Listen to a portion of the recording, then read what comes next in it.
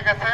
তারই প্রতিবাদে আমাদের এই কর্মবিরতি আজকের মতো। শ্রমিক নেতা আলী আজিমের মুক্তির দাবিতে খুলনায় তৃতীয় দিনেও অব্যাহত আছে ট্যাঙ্ক লরি শ্রমিকদের ধর্মঘট।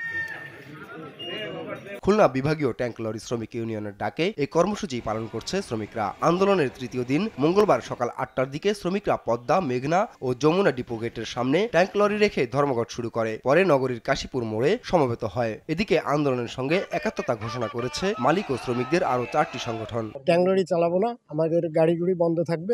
শ্রমিকের গায়ে হাত দিয়েছে, এই জন্য প্রশাসনের কৈফিয়ত দিয়ে জবাব দিয়ে তারপরে গাড়ি চলবে, নাহলে চলবে না। আলী আজিমের মুক্তি না হওয়া পর্যন্ত ধর্মঘট অব্যাহত থাকবে বলে জানিয়েছেন শ্রমিক নেতারা। সোমবার রাতে সংগঠনের কাশীপুর কার্যালয়ে এক প্রেস ব্রিফিং এ তারা এই ঘোষণা দেয়। আমাদের সেক্রেটারি যতক্ষণ পর্যন্ত যাবেন না, আমরা গাড়ি চালাবো না। মালিক এবং শ্রমিক আমাদের যাদের নামে মামলা হয়েছে, প্রশাসন তদন্ত সাপেক্ষে দেখুক। যদি আমরা এর মধ্যে কোনো রকম ইনভলভ থাকি, আমাদের কোনো অভিযোগ নাই।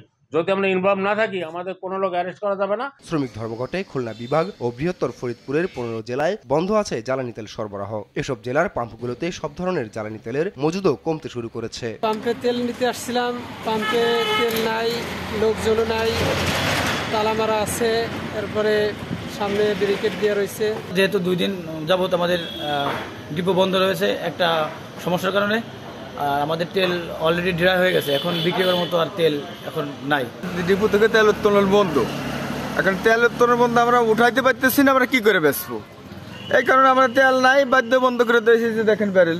এর আগে রোববার দুপুরে খুলনা গোয়েন্দা পুলিশ শ্রমিক নেতা আলী আজিমকে একটি মামলায় গ্রেপ্তার করলে তার মুক্তির দাবিতে আন্দোলনে নামে শ্রমিকরা।